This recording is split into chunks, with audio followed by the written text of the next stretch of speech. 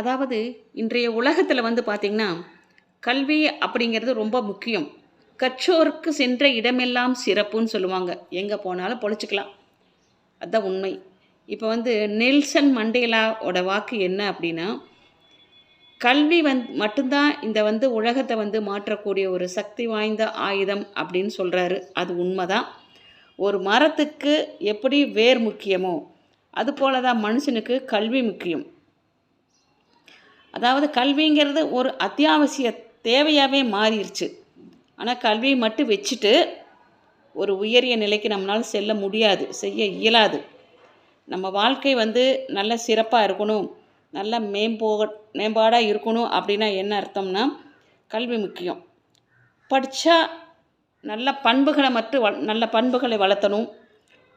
நமக்கு வந்து வாழ்க்கையில் சந்தோஷமாக இருந்தால் தான் வாழ்க்கைங்கிறது பூர்ணமாகும். அவங்களோட கல்வியை மட்டும் வச்சுட்டு ஒரு மனுஷனை யாரும் எடை போட மாட்டாங்க. நல்ல ஒரு பண்பாடு, நல்ல ஒரு ஒழுக்கம், நேரம் தவறாமை, அதாவது சொல்லுவாங்க பஞ்சுவாலிட்டி அண்டு டிசிப்ளின், இதெல்லாம் இருந்தால் தான் வாழ்க்கையில் வந்து நல்லா மேலுக்கு வர முடியும். நம்ம கை நிறைய சம்பளம் வாங்க முடியும். சம்பளம் வாங்கினா தான் நம்மளால் ஒரு வீடு வாங்க முடியும், நகை வாங்க முடியும், கார் வாங்க முடியும். இந்த மாதிரி ஆடம்பரங்களையெல்லாம் வந்து அனுபவிக்க முடியும். அதுதான் உண்மை. அதாவது ஒரு படித்தது மூலமாக நம்ம வந்து ஒரு ஆடம்பரத்தை வந்து பெற்றுக்கொள்ளலாம். அதே சமயத்தில் நம்மளுக்கு வந்து நம்ம வந்து பொருளாதார நிலை வந்து நமக்கு மேம்படும். அதுதான் உண்மை.